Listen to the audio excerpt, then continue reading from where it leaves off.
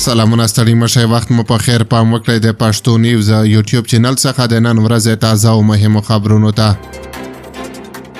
ازبکستان ته د افغانستان اول لیږدول شوي هلیکوپټر امریکا ته وسپارل شوی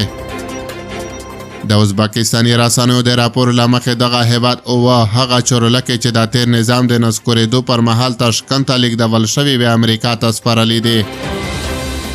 د راپور له مخې د دغو چورلکو د سپارلو اعلان په واشنګټن کې د ازبکستان په سفارت کې په یو لړ مراسمو کې شوی دی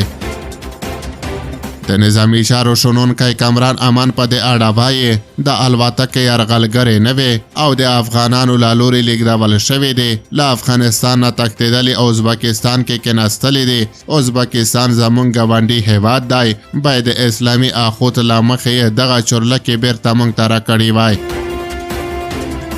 که څه هم د افغانستان اسلامي امارت په دې اړه څه نه دي ویلي خو دفاع وزارت تر دې وړاندې ویلي و چې چورلکې د افغانانو حق دی او له هرې ممکنې لارې باید د بیرته ترلاسه کولو لپاره هڅې وشي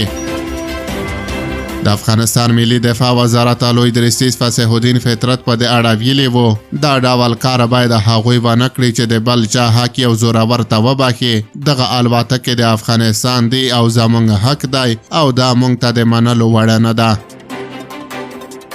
پخوانی ډیپلومات عزیز هم په دې اړه وایي د 1978 کال د پروتوکول له مخې ټول جنگي تجهیزات چې د کوم هیواد د جګړې په ساحه کې پاتې کیږي هغه غنیمت ګڼل کیږي او د هغه هیواد په نوم کیږي د تیر حکومت له نسکورېدو وروسته ازبکستان ته ټول ټال 46 افغان پوځي الوتکې او چورلکې لیږدول شوي وې د افغانستان ملي دفاع وزارت وایان هم ویلي چې د اسلامي امارت تر واکمنۍ وړاندې په افغانستان کې 140 پوځي الوتکې وې چې اوس مهال یې 80 پاتې دي